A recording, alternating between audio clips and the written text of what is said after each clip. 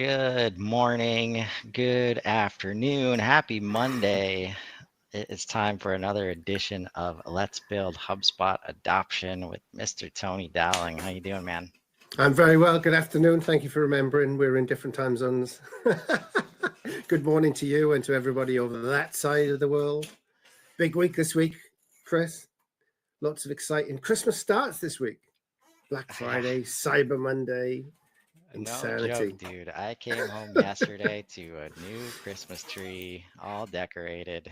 I was like, man, Thanksgiving's on Thursday. Yeah. I haven't even made it yet. But Yeah. yes, it's a week of giving thanks for sure. And I'll just say thank you for leading us down this path of getting into the nitty-gritty of what's really getting in the way of people getting the value out of HubSpot. We were just talking about this gap and how at the end of the day, it comes down to when you have somebody who really cares and really wants to get HubSpot going and have their team using HubSpot. It just takes one manager that is holding people accountable, that is hopefully serving people the way they want to work.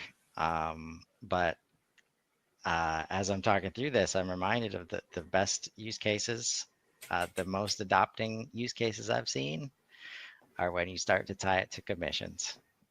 100%. So that starts to tell you something, right? If it's not a deal closed won in the system, you will not get commissions. Yep. Not everybody has to start there, but that just puts the perspective of you can put structure in place, and that's what we're going to talk about today. Yeah, no, 100%. So I think I'm not the only person who says this, I'm sure, but I like the mantra, if it's not in HubSpot, it didn't happen. Yes.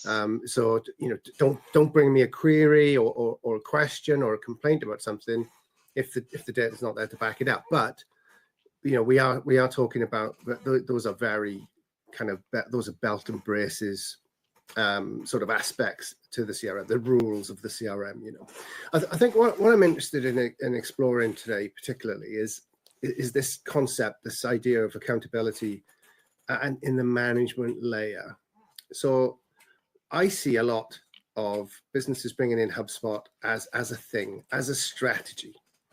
And it led me to sort of create this hashtag HubSpot is not a strategy. If you go on LinkedIn and search for HubSpot is not a strategy, you'll see a lot of my posts there where I complain that, HubSpot doesn't fix anything on its own. HubSpot doesn't create growth on its own. HubSpot doesn't streamline your processes on their own.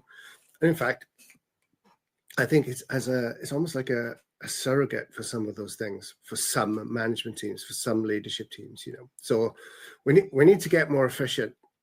I know, let's get a CRM. Okay, so clearly it's a good step along the way of becoming more efficient, but it doesn't in itself make us more efficient. Let's grow our revenue. Let's improve our marketing.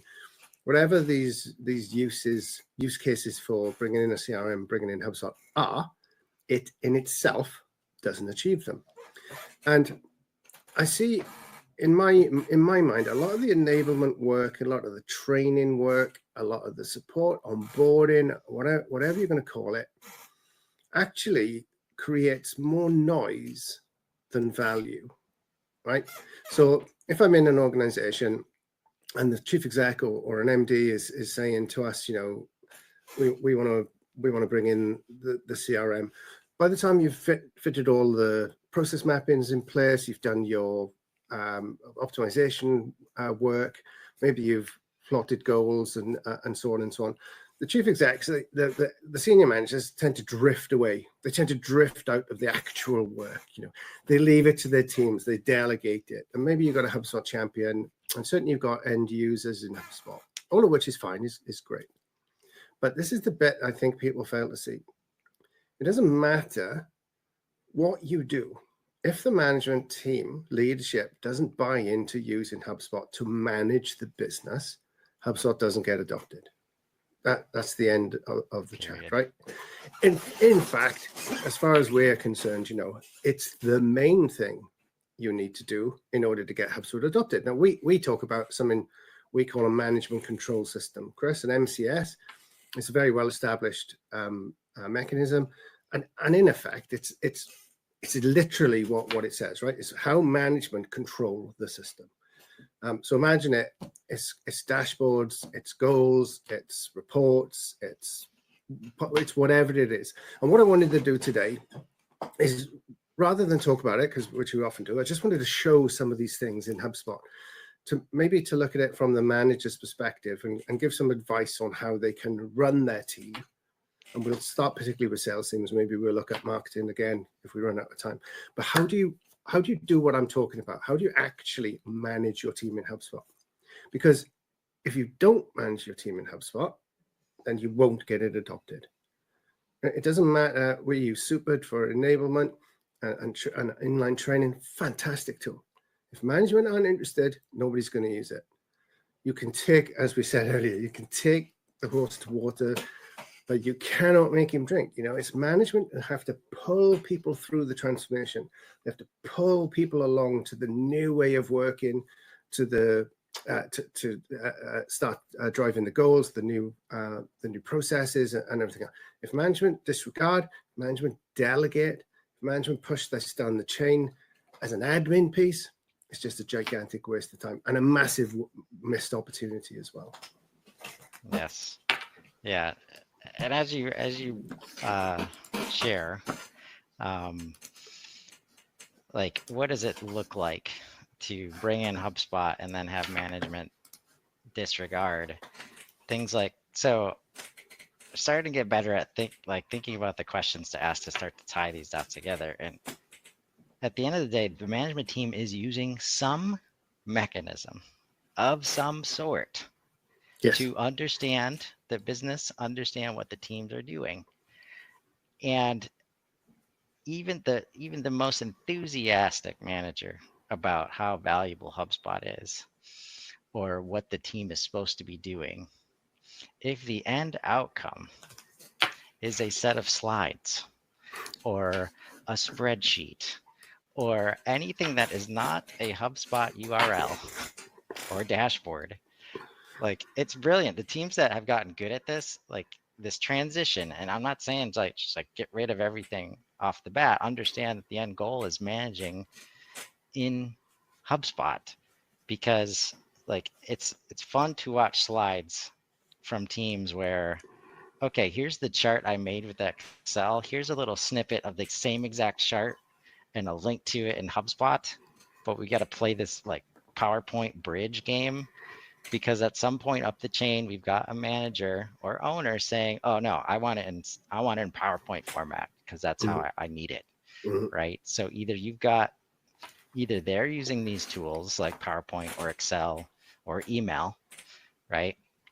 Or they've got a team under them using these tools and just say, send me all your slides, right? So I can put the report together, and then I will communicate my magic as the leader of the company to let everybody know what's going on. Yeah. So that's a perfect example, right? And I see this over and over, and sometimes, I mean, it's so disappointing. You spend all of this time working with firms to get HubSpot onboarded, get them using it, get it all connected up, and then some halfwit in corporate or in senior management says, I can't. I've lost my password. Can you just send me a spreadsheet, right?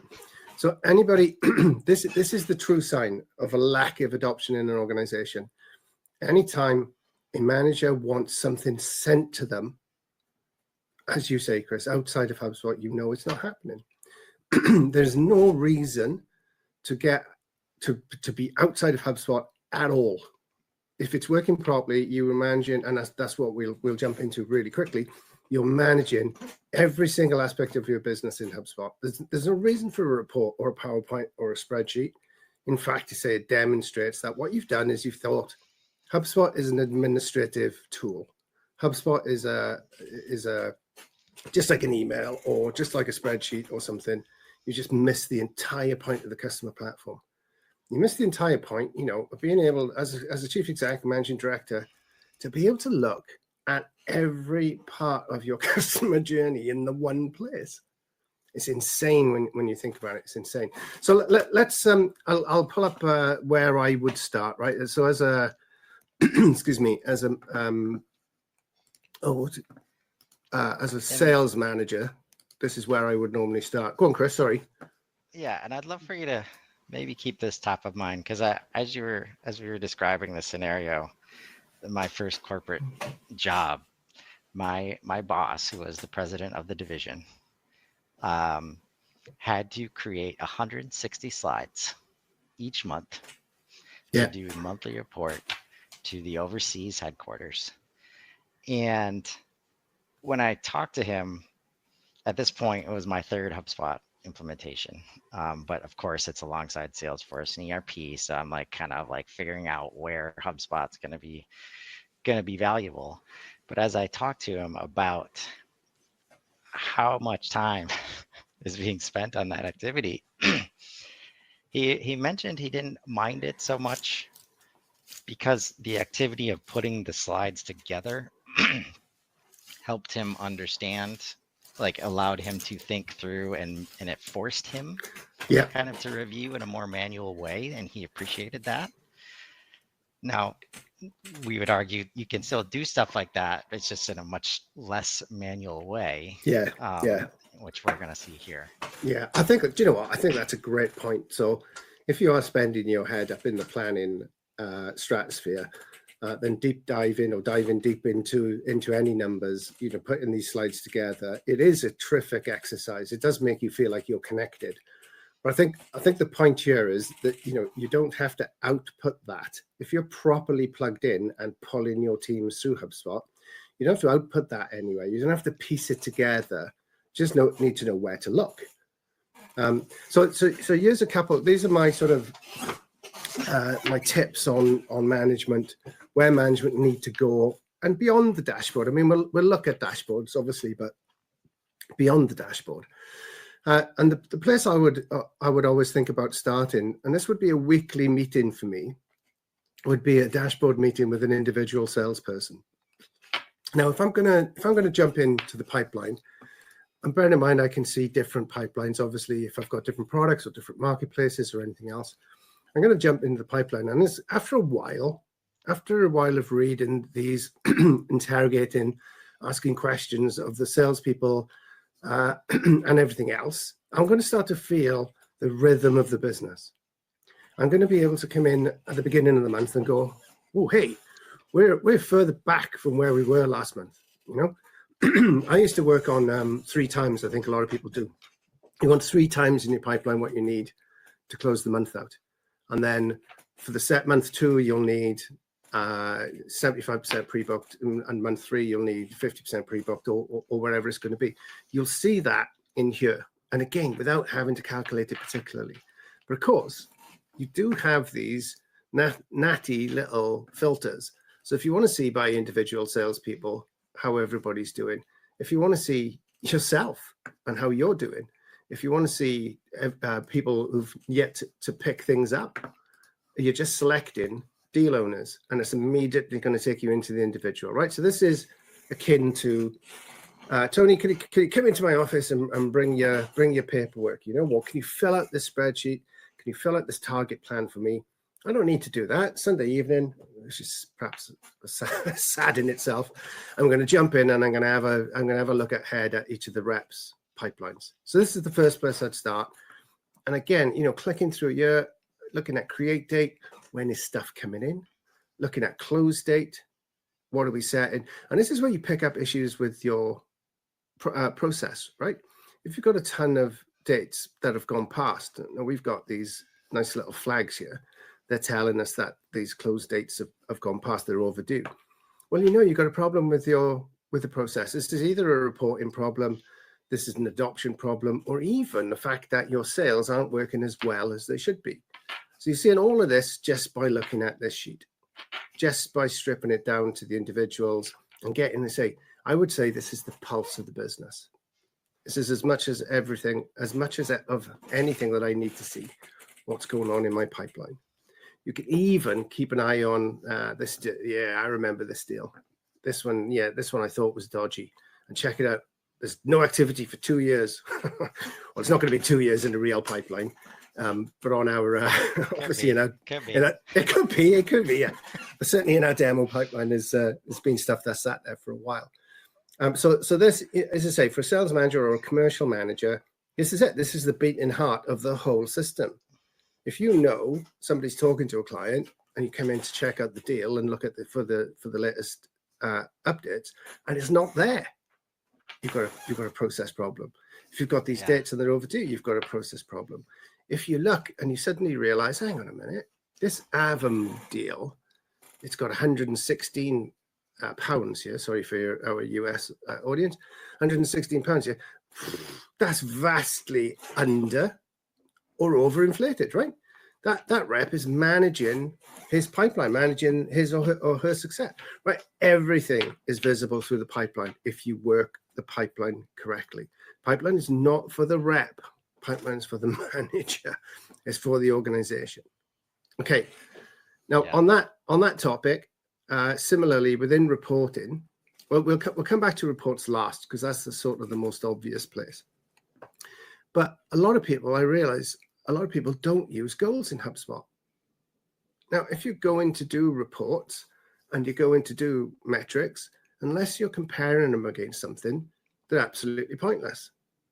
And again, this is demo, right? So it's not very accurate, but I can immediately see just by clicking into the goals section here, what's going on. I can immediately see where people are against the overall for the year or for wherever the target is, whatever's happening with the target.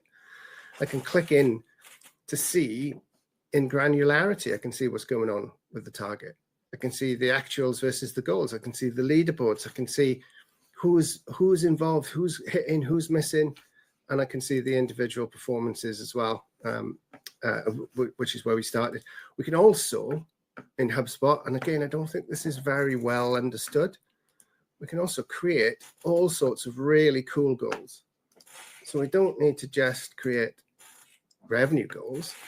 We can have our goals for enrollments, our goals for forecasts, our goals for calls. So I'm not just looking at calls that are being made. I'm stretching my team to make calls. I'm looking at ticket resolution times, meetings booked. I don't have to read them out because they're all here, obviously. But it's not just about having goals for revenue.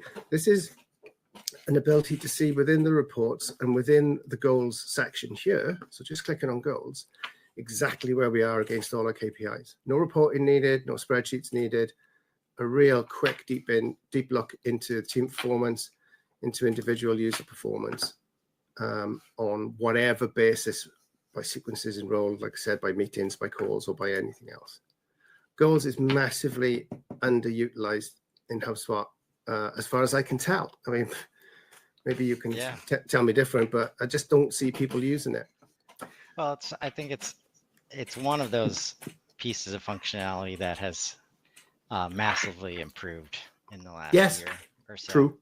So definitely one of those common cases where it's like, if you haven't seen it lately, you need to come back in and check it out. But I'd also say, as we move to customer platform, it's one of those happy consequences of this is happening. These goals and forecasts and all this is happening somewhere in the business, right? Exactly. And that's where all these things we just showed, like I've seen some of the most magnificent spreadsheets you can ever imagine created by like the FP&A guy or the finance team. And that sometimes that's the bridge you have to build. And hopefully what we're showing you today, you can build that bridge with HubSpot. And sometimes those are the people that will get on your side the fastest because they don't like sending out 20 different versions of the same spreadsheet and then having to bring it all back in and collate and reconcile the data. But they've never had a system that could build these bridges for them before. So that means the Excel spreadsheet has to be the source of truth. Exactly. And that means everybody else gets spreadsheets. Exactly. And everybody's outside of HubSpot. That's exactly right. That's exactly. So I would argue that this goals and the next we'll look at forecasting in a sec. Goals and forecasting are the main drivers of adoption because of what you just said, right? It's not going to be a straightforward task. I have a call tomorrow, actually. I have a call tomorrow to show a customer who's used HubSpot for more than a year, show them how to set up their reporting to show their 4 different revenue lines and the 5 different subsets of revenue within each revenue line. So they've got like 20 revenue lines in effect, and they don't know how to, you know, wouldn't expect them to know how to do it. But how many more people are like that? You know, they're literally taking their information out of HubSpot, putting it into a spreadsheet, just like we've just said. So the adoption activity, the transformational activity, is moving into a customer platform to do this work and away from the way that you were doing it before. You'll find some things won't apply anymore. Some things you won't need to do anymore. And some things you're going to need to do better in order to get this to work. That's the definition of the transformation that we're undergoing. So buying HubSpot and staying in those spreadsheets is just creating friction. It's just adding cost to your adoption gap cost, as we call it, the price that you pay to close the adoption gap, which can be massive anyway. The longer you stay out of HubSpot, the bigger that price becomes.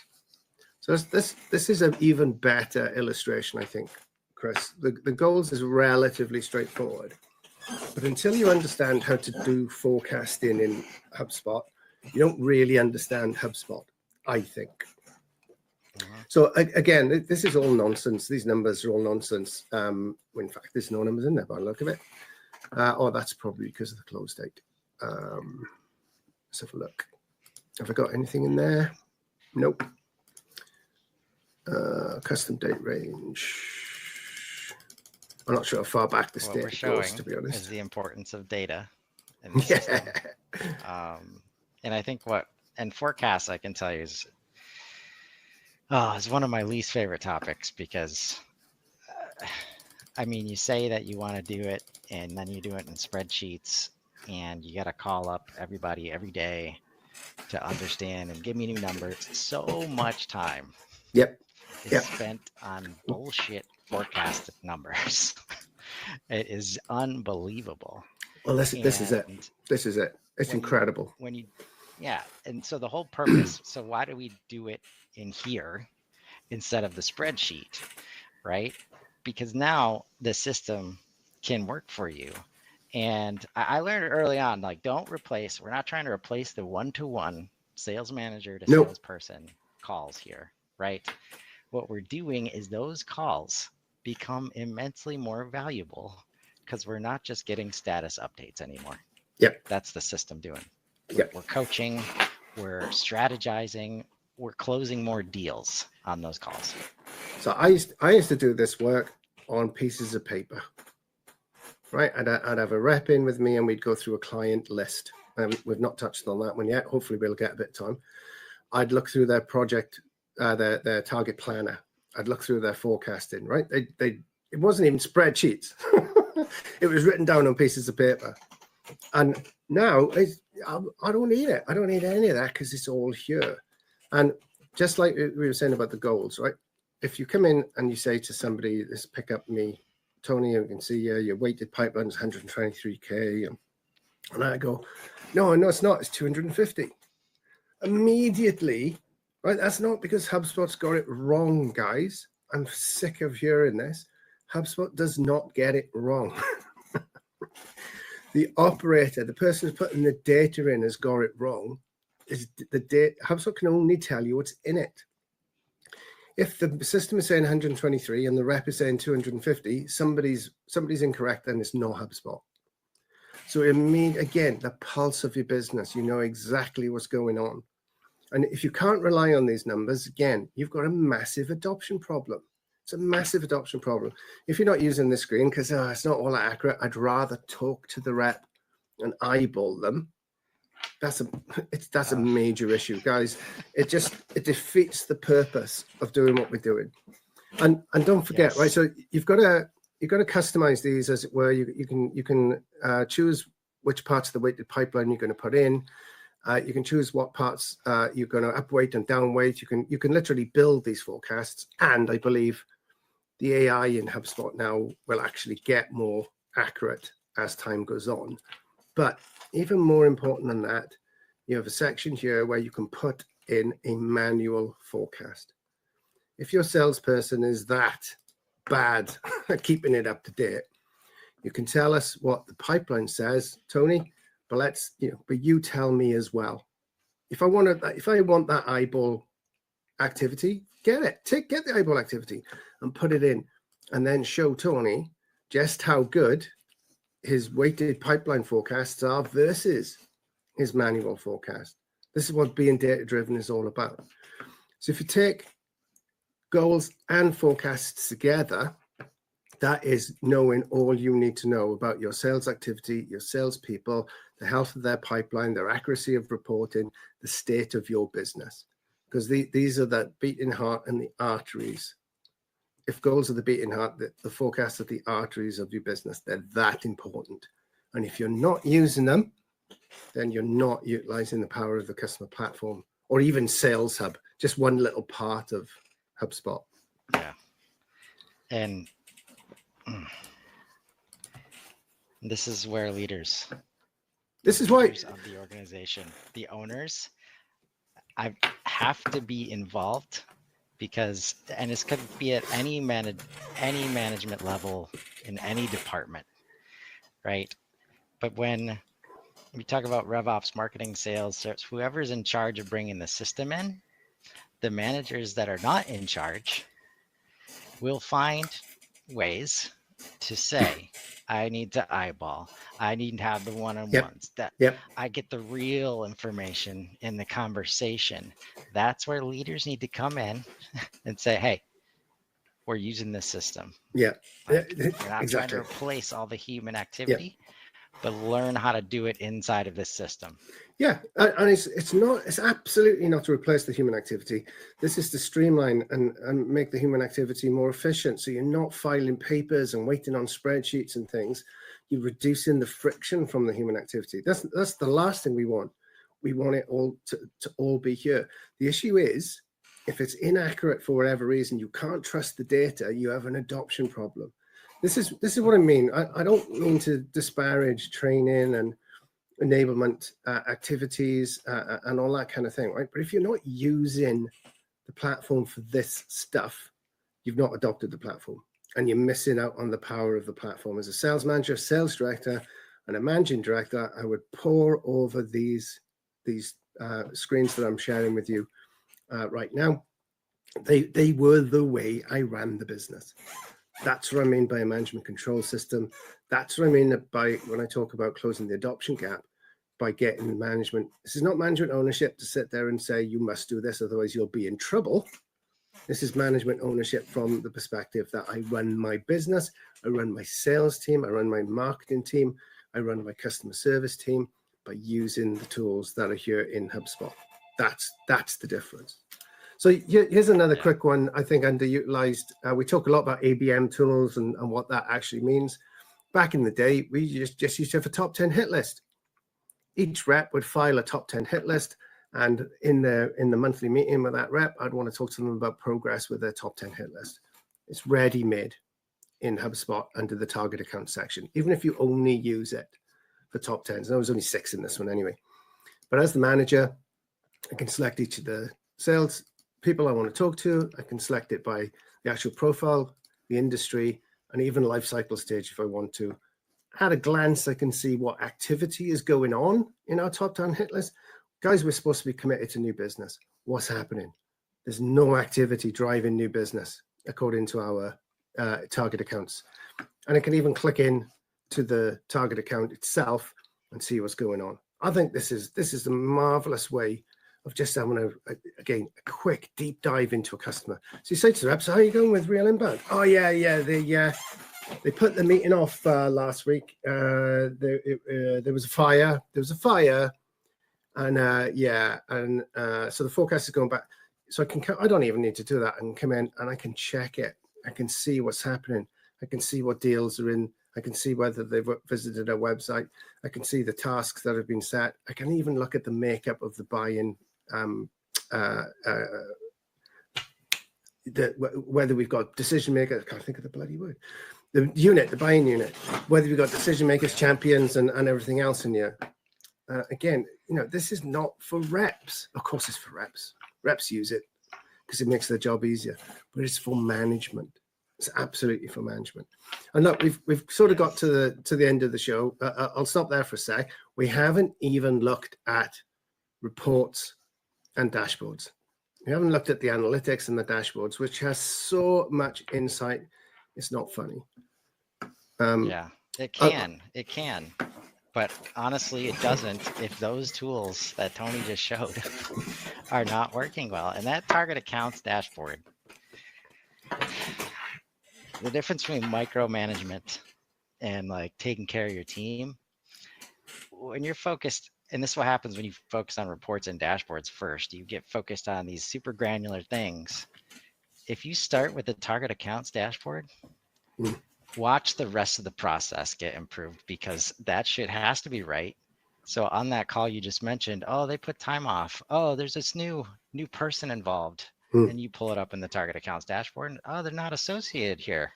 Can we fix that real quick? Oh, now I see which meeting you're talking about. Now I can see everything clearly, right? These tools, you can pick which ones to use, and now you're not micromanaging the team. It's all here. And that kind of investment from a manager perspective, that tells the team, yes, I need to be using HubSpot. It's in my best interest to use HubSpot. The manager is not asking, they're not presenting back to me in a spreadsheet, right? That is the biggest indicator of a manager not being bought in. And if the 100%. manager is not bought in, why should the team be? Yep. And all that'll happen, even if the team do use it, is they'll do it as an exercise. They'll do it as a, like you fill out your expenses. It's greatly fictional. It'll just be to hit whatever the KPIs are. The whole point of this session today, the whole point when I talk about adoption, is that you're changing the way that you work. You're now working in the customer platform. You're not working on these other things and tacking on this tool or using this reporting function or sending emails through here instead.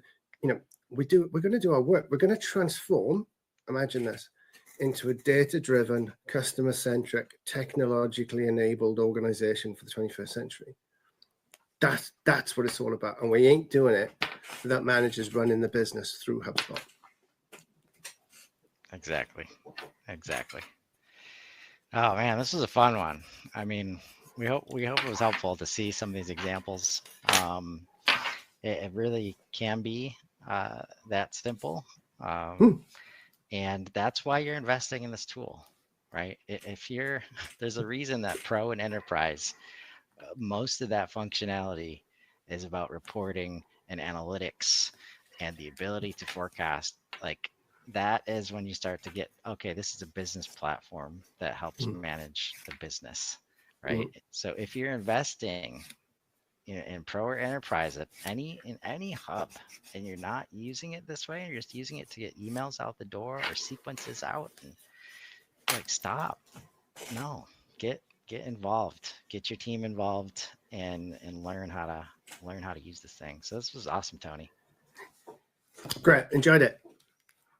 So as you're looking at these, see target accounts dashboard, forecast, goals, find those opportunities, and let's grow. Have a great day, everybody.